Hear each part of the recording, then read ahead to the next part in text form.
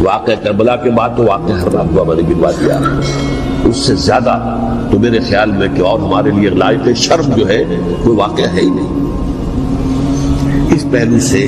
لیکن حضرت حسین کا ایک، اب ان کو یہ کہ میں مطلب یہ کہ اگر میں ان کے ہاتھ پر بیعت کر لیتا ہوں جو کہ اس وقت سامنے موجود تھے کہ یزید کی بیعت تمہارے ہاتھ پر کرتا ہوں، تو گویا کہ اپنے آپ کو سرنڈر کر دیتے، لیکن انہوں نے قتل کیا۔ اصل قاتلان کوفی وہی سبائی۔ البتہ یہ ہے کہ اس واقعے کی جو یادگار ہے اس میں کوئی شک نہیں ہے کہ اس نے مسلمانوں میں سے ایک گروہ کے دل میں قربانی اور شہادت کا جذبہ بہت پیدا کیا، اس میں کوئی شک نہیں۔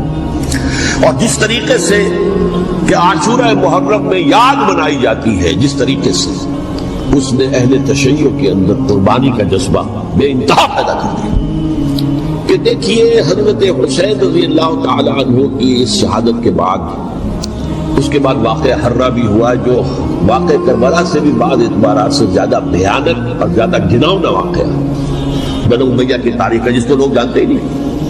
مدینہ کے کچھ لوگوں نے بغاوت کی اور انہوں نے اس کے خلاف فوج بھیجی، اور فوج کو جب مدینہ فتح کر لیا 3 دن کے لیے حلال کر دیا، جو چاہو کرو، یہاں جسے چاہو مارو، جسے چاہو لوٹو، جس کا گھر چاہو برباد کرو، جس عورت کو چاہو ریپ کرو۔ اور یہ مدینہ النبی کے اندر ہوا جو کاٹ کھانے والے ملوکیت کے اندر بہت سے واقعات تھے۔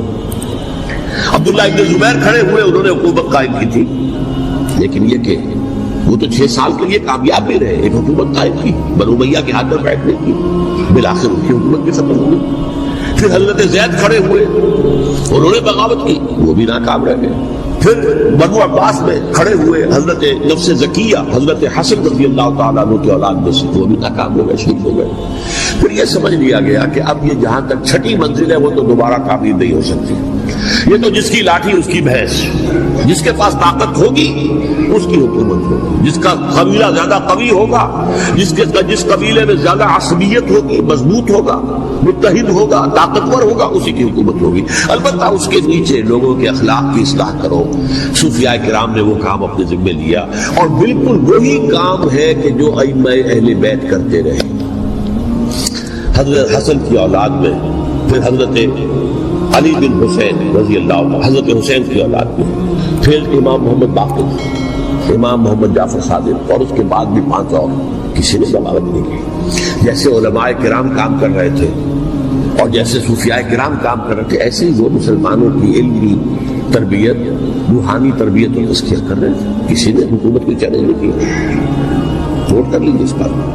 پھر میں نے عرض کیا کہ جہاں تک خلفاء ثلاثہ کی شہادت کا اور شہادت حسین یا سانحہ کربلا رضی اللہ تعالی عنہم اجمعین کا تعلق ہے، اصل میں اس کو نہیں سمجھ سکتے لوگ جب تک کہ ریولیوشن اور کاؤنٹر ریولیوشن کا فلسفہ سمجھ میں نہ آئے۔ جب کسی ملک میں کسی خطہ ارضی میں کوئی انقلابی تحریک چل رہی ہوتی ہے، ظاہر بات ہے ابتدا میں تو انقلابی لوگ چند ہوتے ہیں، کمزور ہوتے ہیں، ضعیف ہوتے ہیں، ان سے کوئی خطرہ محسوس نہیں ہوتا، لیکن کشاکش کے دوران ایک وقت آ جاتا ہے کہ پھر جو مخالف انقلاب ہیں وہ یہ سمجھ بیٹھتے ہیں، سمجھ جاتے ہیں کہ اب ہماری پیش نہیں جا رہی، اب ہمارا بس نہیں چلے گا، لہذا سر جھکا دو۔ اسے پنجابی محاورے میں کہا جاتا ہے نیوی پاؤ، اس وقت کو گزارو۔ اب اس کے بعد پھر کوئی موقع ملا تو دیکھیں گے کہ اس انقلاب کو ہم انڈو کر سکیں، کاؤنٹر ریولیوشنری موومنٹس۔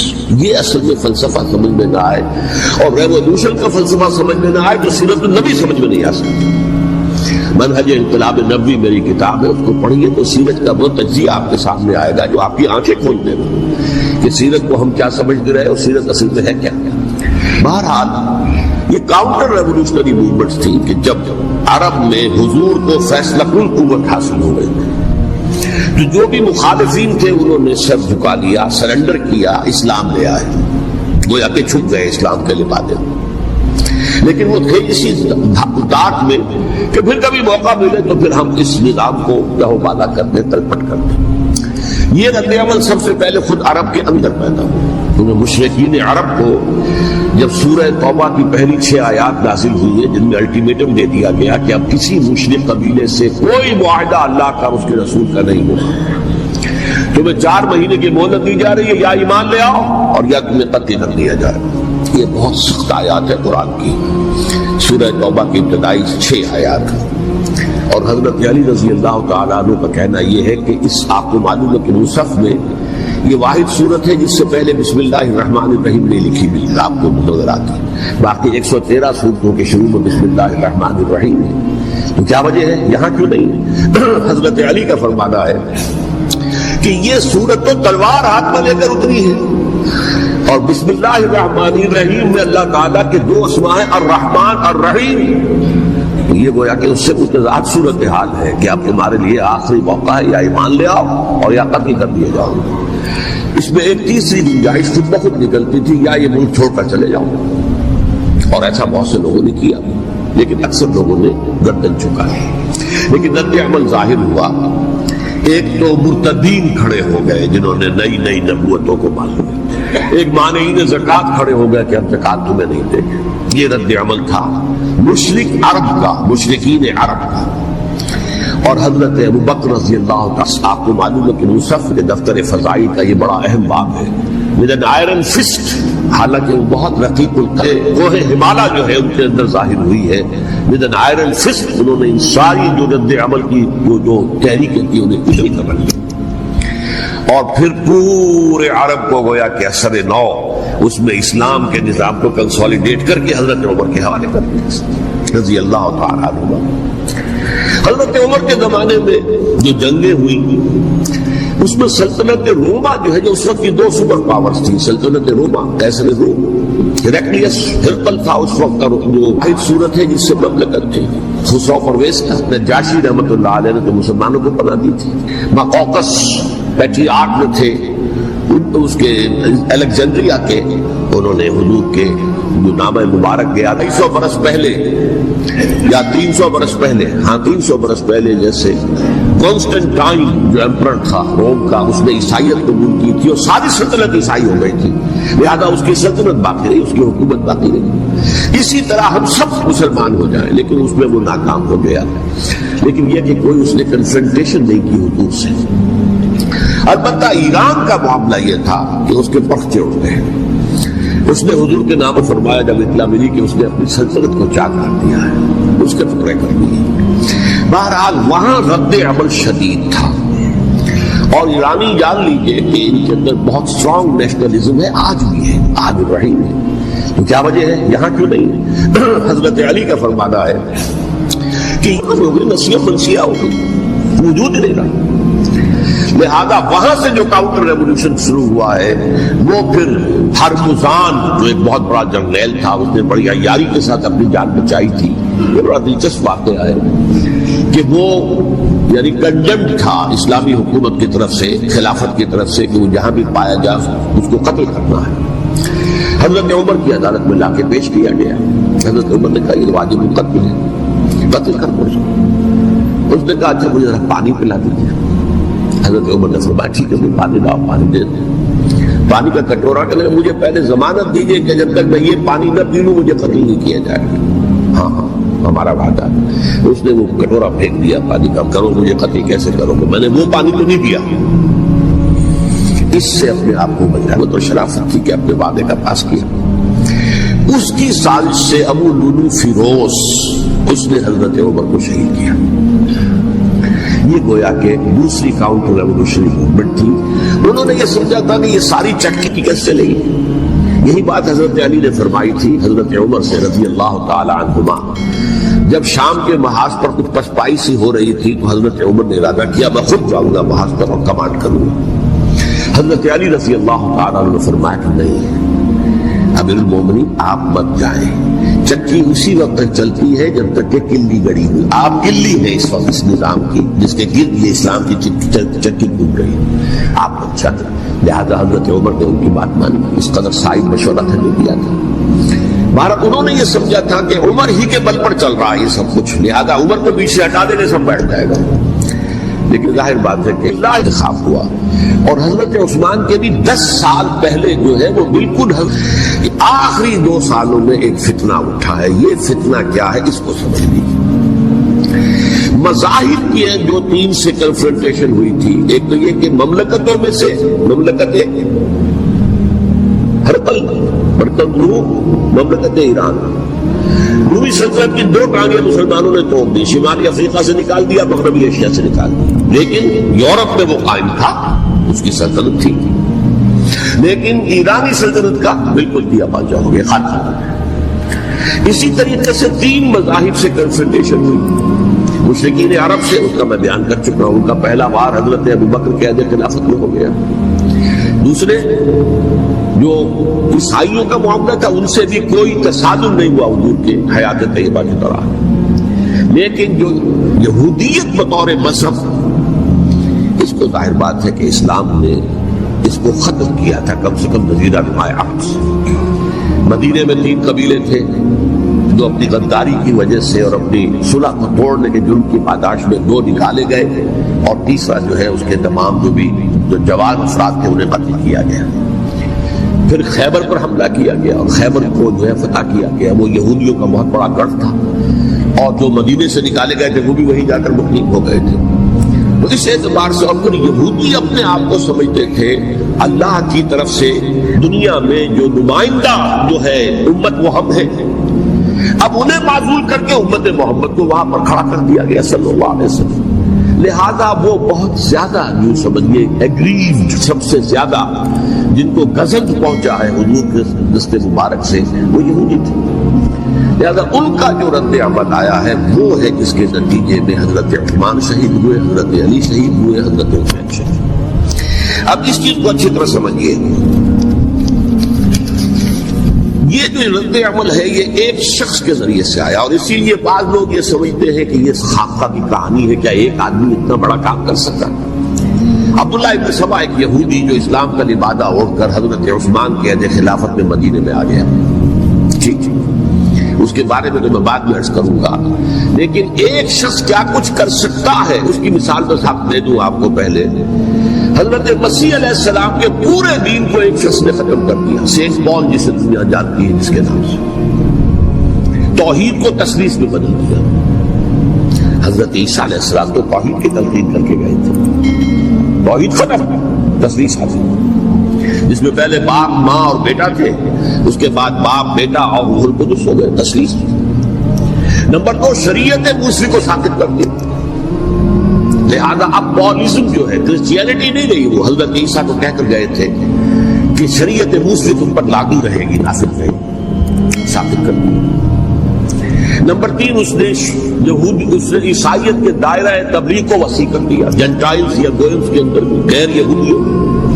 حالانکہ حضرت مسیح کہہ کر گئے تھے کہ تمہیں صرف یہودیوں سے خطاب کرنا ہے، اور میں صرف اسرائیل کے گھرانے کی کھوئی ہوئی بھیڑوں کی تلاش میں آیا. اب آپ دیکھیے حضرت مسیح کے فوراً بعد اور حضرت مسیح کی زندگی کے دوران جب تک کہ وہ موجود تھے، وہ بدترین دشمن تھا حضرت مسیح علیہ السلام کا. بعد میں لبادہ اوڑھا، اور یہ کہ مجھے مکاشفہ ہوا ہے، مکاشفے میں مسیح سے میری ملاقات ہوئی ہے، میں ان پر ایمان لے آیا ہوں. اور پھر اس نے اپنے زہد اور دینداری کا جو بھی فراڈ تھا اس کے نتیجے میں اپنی حیثیت بنا لی، دین مسیحی کو بالکل ختم کر دیا. آج کہاں ہے وہ دین مسیحی؟ دی 100 کے مصنف نے بھی صاف لکھا ہے کہ جب تک حضرت مسیح دنیا کے اندر موجود تھے، عیسائیت کی حیثیت یہودیت میں ایک فرقے سے زیادہ نہیں تھی. یہودیوں کا ایک فرقہ، ایک جماعت بس. یہ سینٹ پال ہے جس نے اسے ایک مستقل بذر کی حیثیت اختیار کی ہے. So it should be called Paulism، اور یہ ایک آدمی کا کارنامہ. اسی طریقے سے یہ تو ہو گیا حضرت مسیح کے فوراً بعد، رفع سماوی کے فوراً بعد. 1500 برس کے بعد ایک تحریک چلی ہے یورپ کے اندر، اصلاح مذہب، اور اس کی پشت پر بھی یہودی ذہن تھا. یہودی ذہن نے عیسائیت کو 2 حصوں میں تقسیم کر دیا، کیتھولک اینڈ پروٹیسٹنٹس، اور پروٹیسٹنٹس کو اپنا اعلی کار بنایا. یہ ایک علیحدہ مضمون ہے جس میں میں تفصیل میں نہیں جانا چاہتا. میری کتاب بھی موجود ہے اس موضوع پر، سابقہ اور موجودہ مسلمان امتوں کا ماضی، حال اور مستقبل، اس میں میں نے تفصیل کیا. یہ جو تقسیم ہوا ہے تو وہ پہلی بات ایک یہودی، جیسے کہ علامہ اقبال نے، مارکس بھی تو ایک یہودی تھا نا. تو ابلیس کی مجلس شورا میں بڑا پیارا شعر ہے، وہ یہودی فتنہ گر، وہ روح مصدق کا بروز، ہر قبا ہونے کو ہے اس کے جنون سے چاک چاک۔ یہ ایک یہودی فتنہ گر مارکس نے وہ تصور دنیا کو دیا جس نے عظیم انقلاب برپا کیا روس کے اندر، بولشوک ریولیوشن، اور جو پھر آدھی دنیا تک پھیل گیا۔ آج سے 50 سال پہلے امریکہ کام کیا تھا؟ روس کے سامنے کھڑا ہوا کام رہا تھا، اس لیے کہ روس سائنٹیفک ترقی میں امریکہ سے بہت آگے تھے۔ اس کے ایسٹروناٹ پہلے گئے ہیں خلا کے اندر، امریکہ تو بہت پیچھے تھا۔ بہرحال اس نے جس طریقے سے USSR کا خاتمہ کرایا ہے وہ ایک علیحدہ بات ہے، میں اس وقت اس طرف نہیں جانا چاہتا، لیکن جان لیجئے کہ وہ ایک شخص کا کارنامہ، وہ یہودی فتنہ گر، وہ روح مصدق کا بروز، ہر تباہ ہونے کو ہے اس کے جنون سے تار تار۔ اسی طرح وہ عبداللہ ابن سبا یہودی فتنہ گر۔ آج اہل تشیع میں سے بعض حضرات کہتے ہیں کہ یہ عبداللہ ابن سبا یہ تو افسانوی شخصیت، اس کی حقیقت کوئی تھی ہی نہیں، حالانکہ ان کی اپنی کتاب میں رجال کشی کے اندر اس کا ذکر موجود ہے، اور یہ بھی موجود ہے کہ حضرت علی رضی اللہ تعالیٰ عنہ نے اپنے عہد خلافت میں اسے زندہ چلوایا ہے۔ اس کی وجہ کیا تھی؟ یہ آیا مدینے کے اندر اسلام کا لبادہ اوڑھ کر اس نے چند عقیدوں کی اشاعت شروع کی۔ سب سے پہلے حضرت علی تو خدا، گاڈ انکارنیٹ، اوتار کا تصور، جیسے ہندوؤں میں ہے رام چندر جی خدا کا اوتار، اور عیسائیت میں بھی پہلے گاڈ انکارنیٹ کا تصور تھا کہ حضرت مسیح خدا کا اوتار ہے، انکارنیشن آف گاڈ۔ تو اس نے کہا کہ حضرت علی تو خدا کا اوتار ہے، خدا ہے۔ نمبر 2، اس نے کہا کہ ہر نبی کا ایک وصی ہوتا ہے جس کے حق میں وہ وصیت کرتا ہے، تو حضور صلی اللہ علیہ وسلم کے وصی حضرت علی ہے، لہذا خلیفہ کو اول موت سے حضرت علی ہے، حضرت ابو بکر، حضرت عمر، حضرت عثمان، یہ دو غاصب ہیں، اور حضرت عثمان کی خلافت تھی اس وقت وہ خاص طور پر۔ پھر اس نے جو قبائلی عصبیت تھی اسے بھڑکایا۔ پرانی جو عصبیت چل رہی تھی قریش کے اندر، وہ دو گھرانے ایک دوسرے کے مد مقابل تھے۔ دیکھیے، ایک ہوتا ہے قبیلہ، ایک ہوتا ہے گھرانہ۔ ہمارے پنجاب میں ایک قبیلہ ہے وٹو قبیلہ، اس کے گھرانے بہت سے، مانے کے، لالے کے، سجے کے، شامت کے، یعنی کوئی لالا تھا ان میں سے بڑا، ان کے بیٹے ہو گئے لالے کے، ان کی اولاد، خاندان یہ کہلاتے ہیں۔ قبیلہ ہے یہ وٹو قبیلہ۔ تو قبیلہ تھا قریش، اس میں گھرانے بہت تھے، بنو ہاشم، بنو امیہ، بنو تیم، بنو عدی، یہ بہت سے گھرانے تھے۔ تو چوٹی کے دو گھرانے جو تھے وہ بنو ہاشم اور بنو امیہ، ان کے درمیان جب کلش تھی، مقابلہ، مسابقت، اور یہ مسابقت فی الخیر بھی ہوتی تھی۔ اگر انہوں نے غریبوں کو کھانے کھلائے ہیں تو ہم ان سے بڑھ کر کھلائیں گے، اگر وہ حاجیوں کی خدمت کرتے ہیں تو ہم ان سے بڑھ کر کریں گے۔ تو ان کے اندر یہ مسابقت خیر کی تھی، لیکن جب کلش تھی کہ کوئی ہم سے آگے نہ نکل جائے، وہ سمجھتا تھا وہ آگے نہ نکل جائے۔ پر اس شخص نے اس پرانی عصبیت کو تازہ کیا کہ حضور تو بنو ہاشم میں سے تھے، لہذا خلافت حق ہے بنو ہاشم کا، یہ غاصب ہے۔ اس سے پہلے دو خلفاء جو تھے وہ نہ بنو ہاشم سے تھے نہ بنو امیہ سے تھے۔ حضرت ابو بکر بنو تیم میں سے تھے، چھوٹا قبیلہ تھا۔ حضرت عمر بنی عدی میں سے تھے، وہ بھی چھوٹا قبیلہ تھا۔ یہ حضرت عثمان پہلے خلیفہ جو بنو امیہ میں سے تھے، جن کی پرانی چپکلش بنو ہاشم سے تھی۔ اب اس کو موقع مل گیا کہ پرانی قبائلی عصبیت کو بھڑکائے۔ یہ ہے اصل میں اس فتنے کا پس منظر عبداللہ ابن سبا نے جو آ کر پھیلایا ہے، اور اس کی تفصیل میں اس وقت میں نہیں جا سکتا۔ جیسا کہ میں نے آپ سے کہا تھا، امیر معاویہ نے حضرت علی کے عہد خلافت میں کبھی خلافت کا دعویٰ نہیں کیا، مدعی خلافت نہیں تھے۔ وہ تو یہ کہتے تھے کہ قاتلان حسین جو ہے، قاتلان عثمان کو سزا دو، قصاص دو، بس۔ اسی طرح حضرت حسین نے بھی، اب دیکھیے اس ضمن میں اس میں کوئی شک نہیں ہے، حضرت حسین رضی اللہ تعالی عنہ کی جو شہادت ہوئی ہے، ان کے ساتھیوں کی، اعزاء و اقارب کی،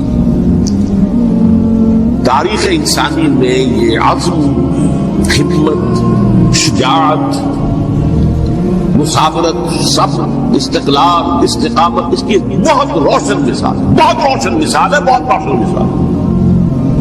لیکن اس سے تاریخ کی رفتار پر کوئی اثر نہیں پڑا۔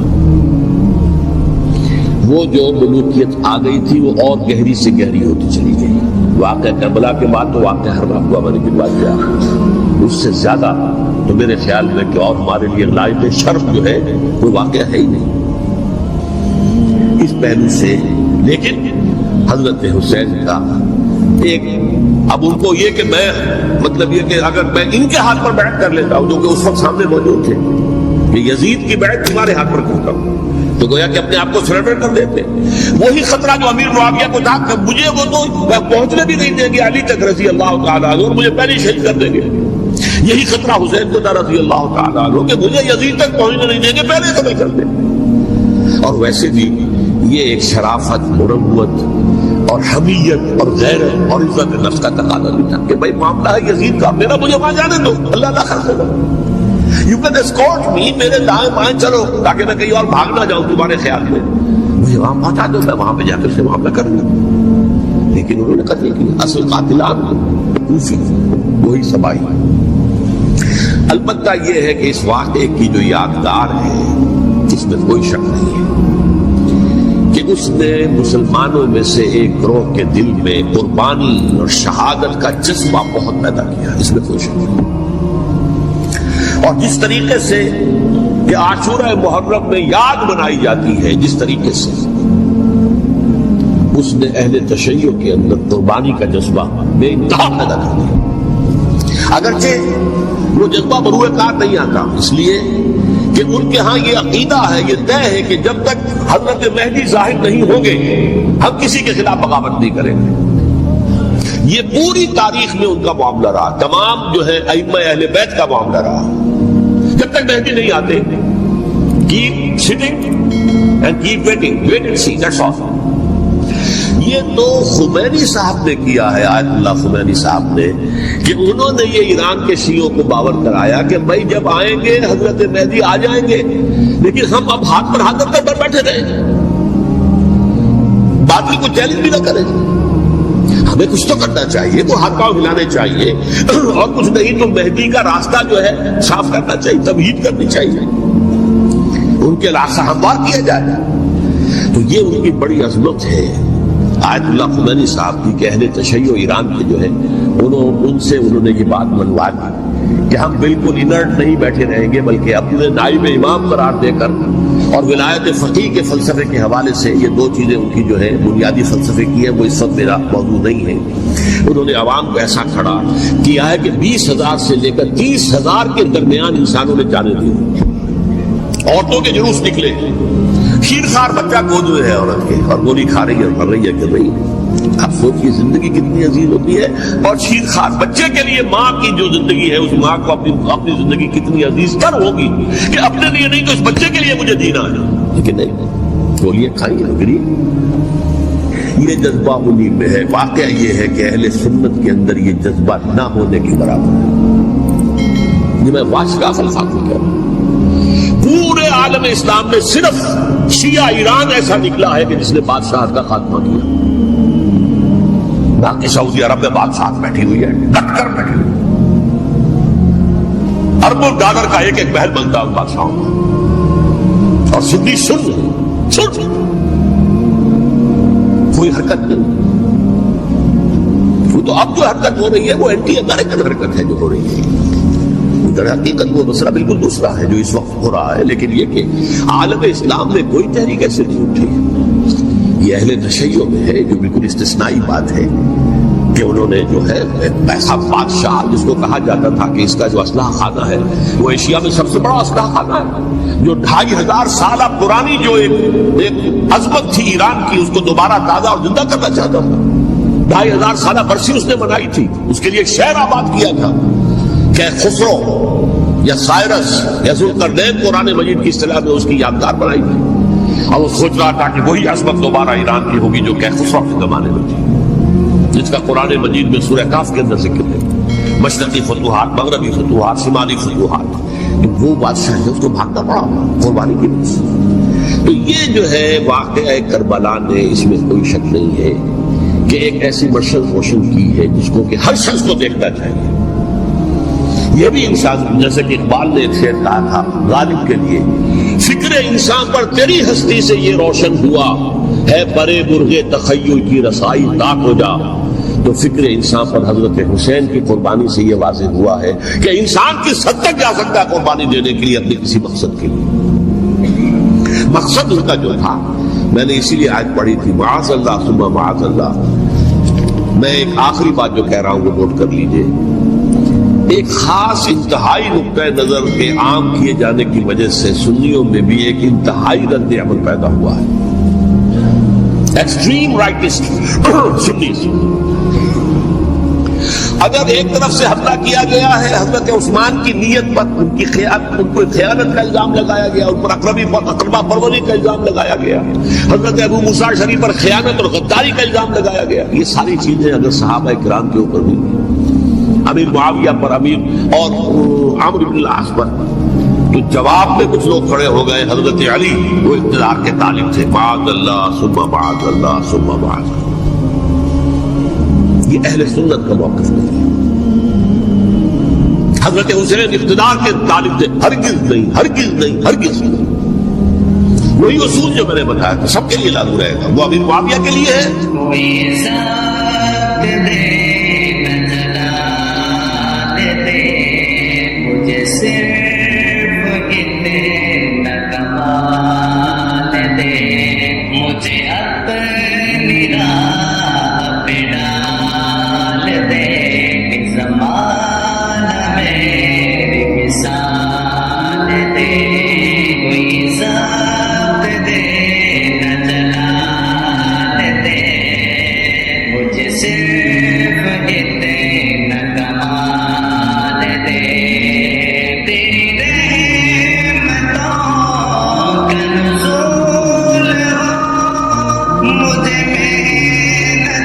حضرت علی کے لیے بھی، حضرت حسین کے لیے بھی. یہ نیک نیت ہے. آپ ان کی کسی رائے سے اختلاف کر سکتے ہیں لیکن ان کی نیت پر حملہ نہیں کریں گے. نیت پر حملہ کریں گے آپ کا ایمان بالرسالت جو ہے وہ مجبور ہو جاتا ہے. یہ رسول کے ساتھ رسول نے ان کا تذکیہ کیا، یتلو علیہم آیاتہ ویزکیہم، اس کا سارا عمل محمد کا کیا ہوا صلی اللہ علیہ وسلم. تو صحابی کے معاملے میں یہ ہمارے ہاں ان کو اہل سنت جو ہیں جو معتدل مزاج کے، اکثریت ان کی تو چند لوگ ہیں ذرا قلم چلا لیتے ہیں تو ان کی بہت سی چھوٹی چھوٹی کتابیں بھی شائع ہو گئی ہیں بہت، لیکن انہیں اہل سنت میں قرار دیا ناسبی یا خارجی. جیسے خوارج نے کہا تھا حضرت علی بھی کافر ہیں اور حضرت ابو معاویہ بھی کافر ہیں، حضرت عمرو بن العاص بھی کافر ہیں، معاذ اللہ ثم معاذ اللہ. ایسے ہی کچھ لوگ حضرت حسین پر بھی الزام لگاتے ہیں کہ اقتدار کی حوث و طلب کے اندر انہوں نے یہ سارا سفر کیا تھا اور بس یہ ہے کہ وہ جو بازی تھی وہ ہار گئے. اللہ اللہ خیر سمجھا، اس سے آگے کیا ہے معاملہ؟ نہیں، معاذ اللہ ثم معاذ اللہ. اسی لیے میں نے آج جو پڑھی تھی ایک اور جو بہت بظاہر آپ کو معلوم ہوئی ہوگی، غیر متعلق ہے میرے آج کے عنوان سے، تلک الدار الآخرۃ نجعلھا للذین لا یریدون علوا فی الارض ولا فسادا.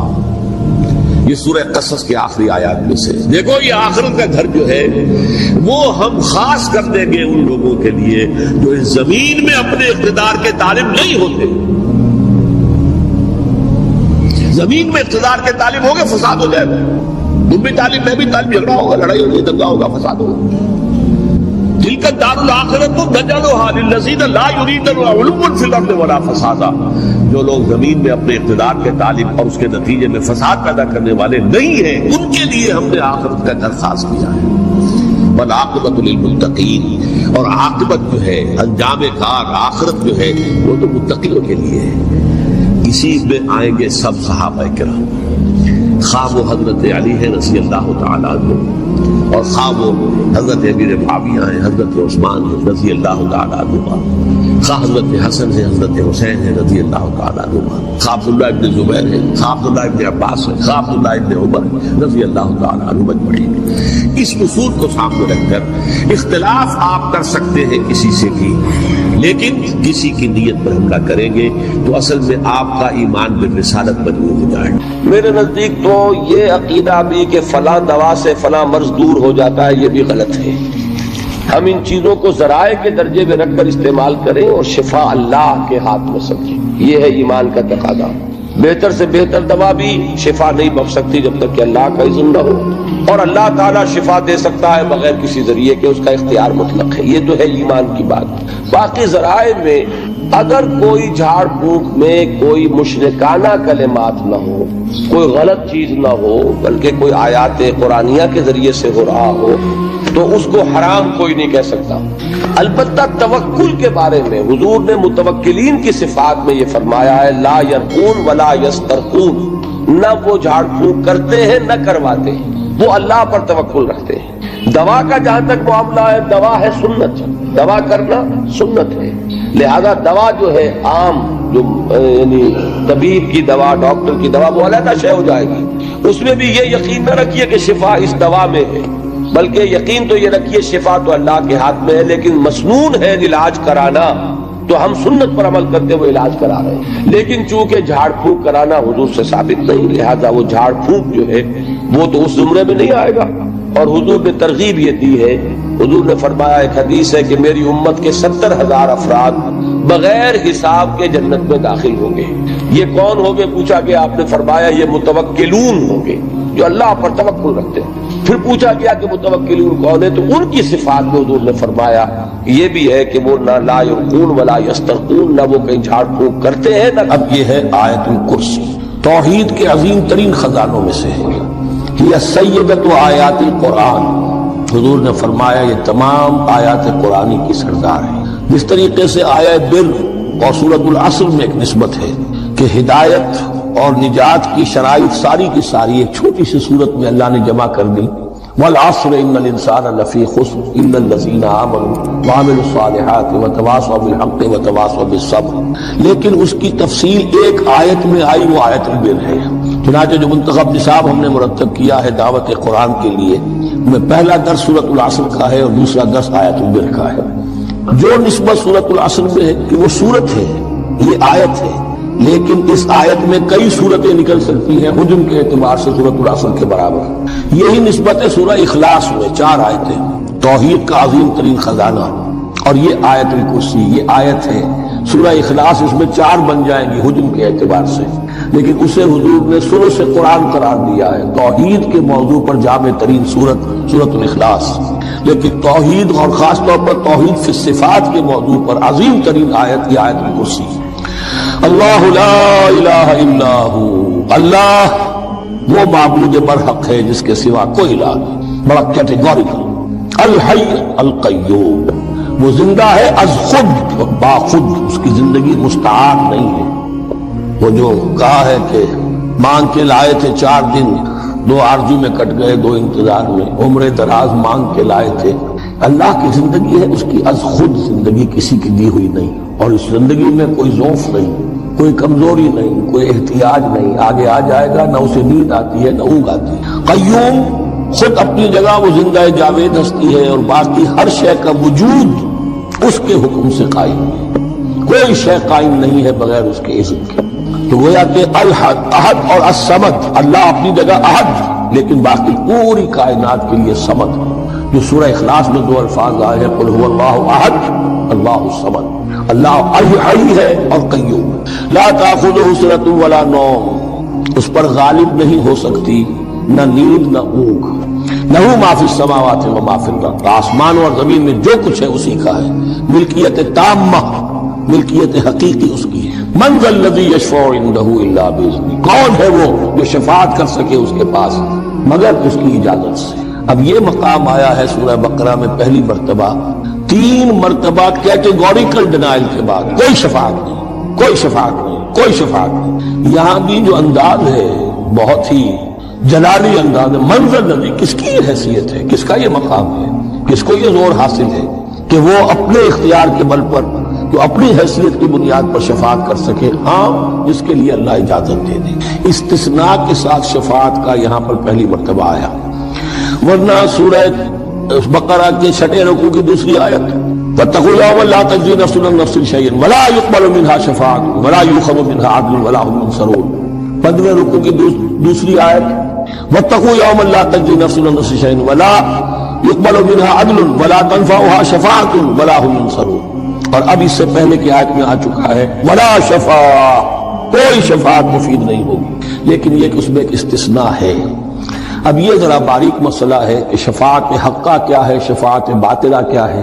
تو دورہ ترجمہ قرآن میں اتنی تفاصیل کے ساتھ بحث نہیں کی جا سکتی، وہ ایک علیحدہ موضوع ہے. حال ہی میں نے اس پر اپنے درس میں کاٹ کرا دیے. یعلم ما بین ایدیہم وما خلفہم، وہ جانتا ہے جو کچھ ان کے سامنے اور جس کو پیچھے ہے. عام طور پر دنیا میں ہم سفارش کرتے ہیں تو کہتے ہیں کہ بھئی میں جانتا ہوں اس شخص کو بہتر، اصل میں جیسا کچھ یہ نظر آتا ہے ویسا نہیں ہے، یا جیسا کچھ فیکٹس آن دی فائل آ گئے ہیں وہ بڑے ہی ڈیسیونگ ہے، اصل حقائق کچھ اور ہیں اس کیس کے، وہ میں آپ کو بتاتا ہوں. یہ بات اللہ کے سامنے کون کہہ سکتا ہے، جبکہ اللہ تو جانتا ہے جو کچھ ان کے سامنے اور جو کچھ ان کے پیچھے ہے. اور ان کا حال یہ ولا یحیطون بشیء من علمہ الا بما شاء، اور وہ احاطہ کر ہی نہیں سکتے اللہ کے علم سے کسی شے کا سوائے اس کے جو اللہ چاہے.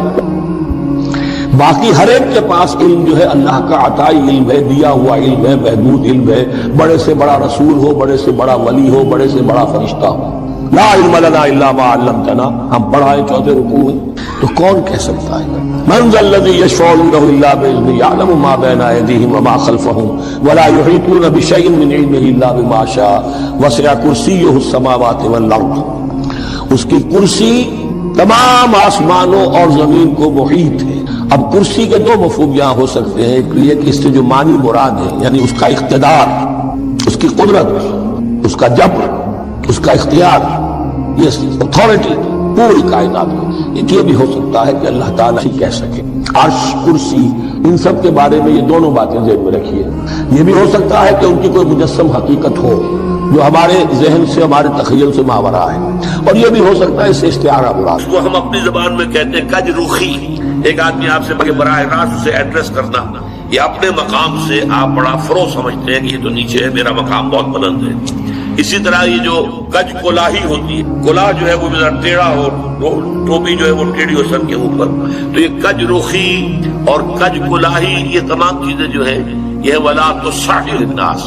جب کسی انسان کو خیر کی توفیق مل جاتی ہے، بھلائی کی توفیق مل جاتی ہے، جب وہ فطرت کے راستے پر چل رہا ہے اور نیکی کے راستے پر چل رہا ہے، تو اب سب سے بڑا خطرہ جو اسے لاحق ہو جاتا ہے، شیطان جو ہے اس کے لیے سب سے بڑا گڑھا جو کھودتا ہے جس میں کہ وہ گرا سکتا ہے اس کو، اگر انسان جو ہے چوکس اور چوکن نہ رہو تو وہ یہ کہ غرور پیدا ہو جائے، زوم پیدا ہو گیا.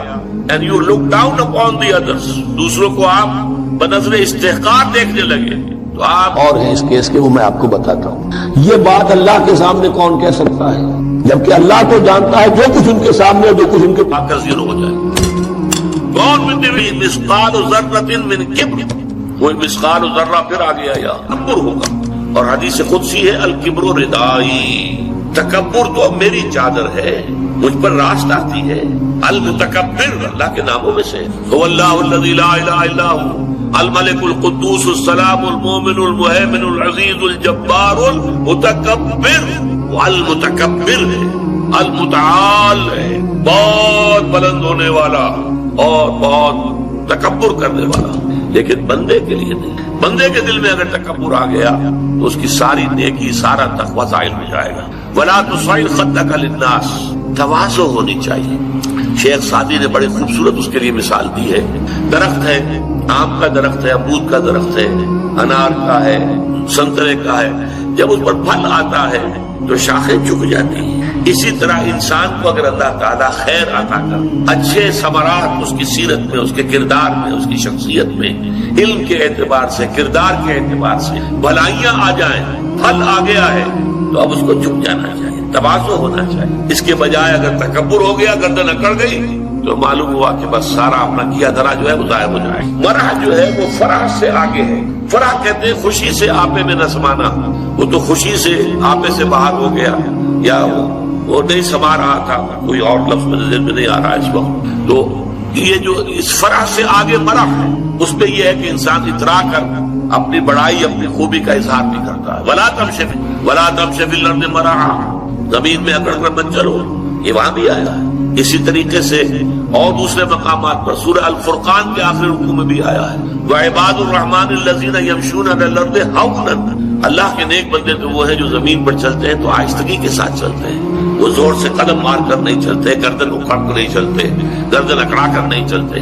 اور گردن بھی اکڑی ہوئی ہو اور سر کے اوپر ایک جو ہے شافہ، اس کا ترا بھی جو ہے وہ بڑا اونچا کر لیا گیا، اور اس سے کیا ہوتا ہے؟ انک لن تخرق الارض ولن تبلغ الجبال طولا، تم کتنے ہی زور سے پاؤں مار کر چلو گے ہماری زمین کو پھاڑ نہیں سکتے، اور کتنی ہی گردن اکڑا لو اور کتنا ہی ترا چڑھا لو پہاڑوں کی بلندی تک تو نہیں پہنچ سکتے۔ تو یہ در حقیقت مضمون بہت اہم ہے، متعدد مقامات پر آیا ہے، اور سورۃ الفرقان کا جو آخری رکوع ہے وہ تو ہمارے منتخب نصاب میں ہے، اور وہ تفصیل سے ہم پڑھیں گے۔ تو ولا تصعر خدک للناس ولا مختال فخور، یقیناً اللہ تعالیٰ کو بالکل پسند نہیں ہے جو اکڑ کر چلنے والے ہیں اور شیخی خورے ہیں۔ مختال کا لفظ بڑا پیارا ہے، جب انسان اپنی چال میں یہی تمکنت اختیار کرتا ہے تو یہ اختیال ہے، گویا کہ خیل کا صاحب افتعال بنا اختیال۔ انسانوں کی عظیم اکثریت کیسی کیسی مشکلات کے ساتھ دوچار، عظیم اکثریت وہ ہے کہ جو کمر توڑ دینے کے پاس جو مشقت، محنت و مشقت کے اعتبار سے تو ہم یہ کہہ سکتے ہیں کہ انسان بھی لدو اونٹ کے مان میں اس اعتبار سے بڑا فرق ہے۔ انسان میں احساسات، رنج، غم، صدمہ، کسی جانور کا بچہ جب جوان ہو گیا اس کے بعد وہ جانے اس کی زندگی علیحدہ ہے، والدین کی علیحدہ ہے، پال دے کر اور اپنا پیٹ کاٹ کر جن کو پالا ہے، اگر وہی بیٹا جوان ہو کر سینہ تان کر بات کرتا ہے، یا جیسا کہ آپ سنتے ہیں آپ کو مار دیا ہے، قتل کر دیا، جو صدمہ اس وقت انسان کو ہوتا ہے کیا کسی حیوان کو ہوتا ہے؟ یہ صدمات، یہ رنج، محنت اور مشقت ہر انسان کا مقدر ہے۔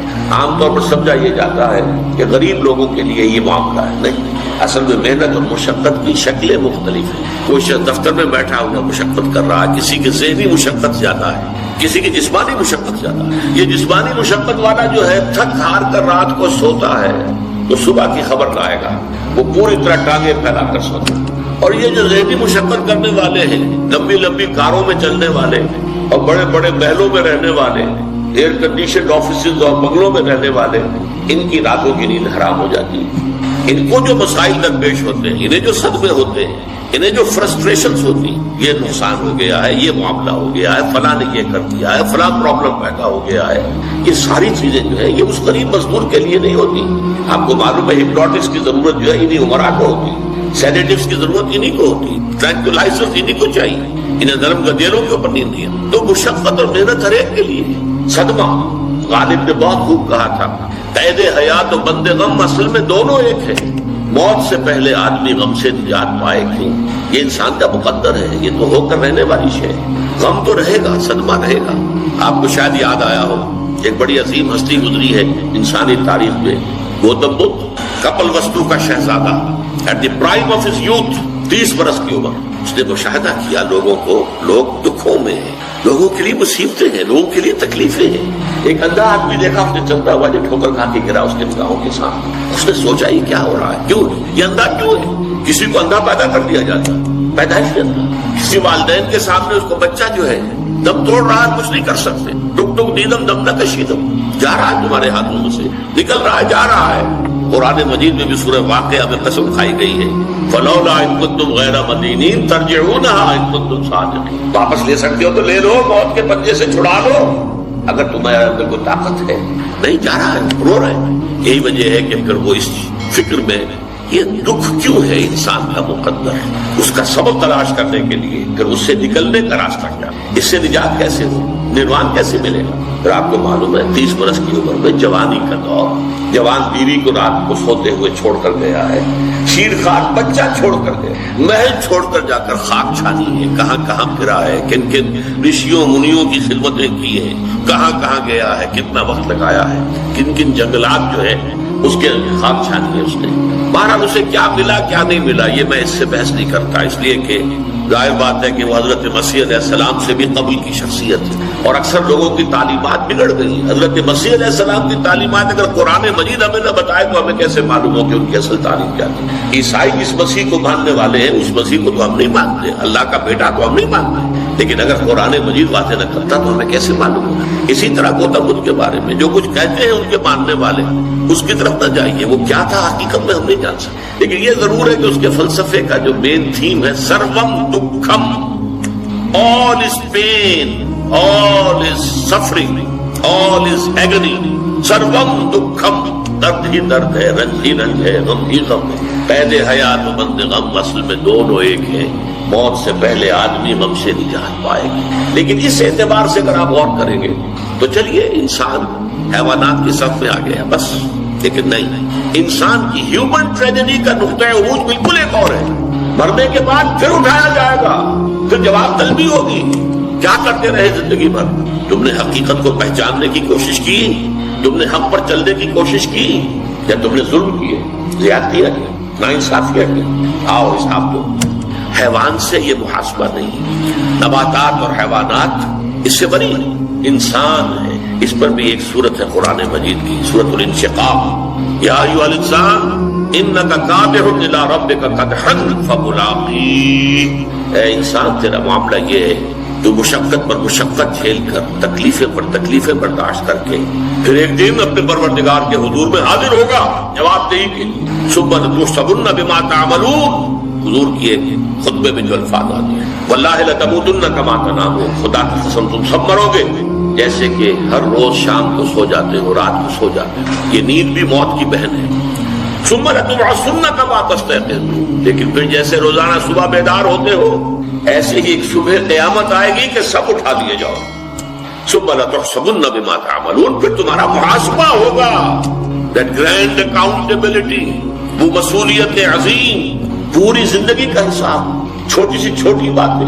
वमन यअमल मिस्काल ज़र्रतिन खैरन यरा वमन यअमल मिस्काल ज़र्रतिन शर्रन यरा।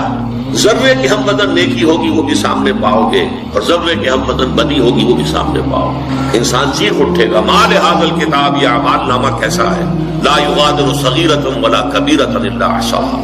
इसने तो न छोटी चीजें छोड़ी है, न बड़ी चीजें छोड़ी है, तमाम का इहाता कर लिया।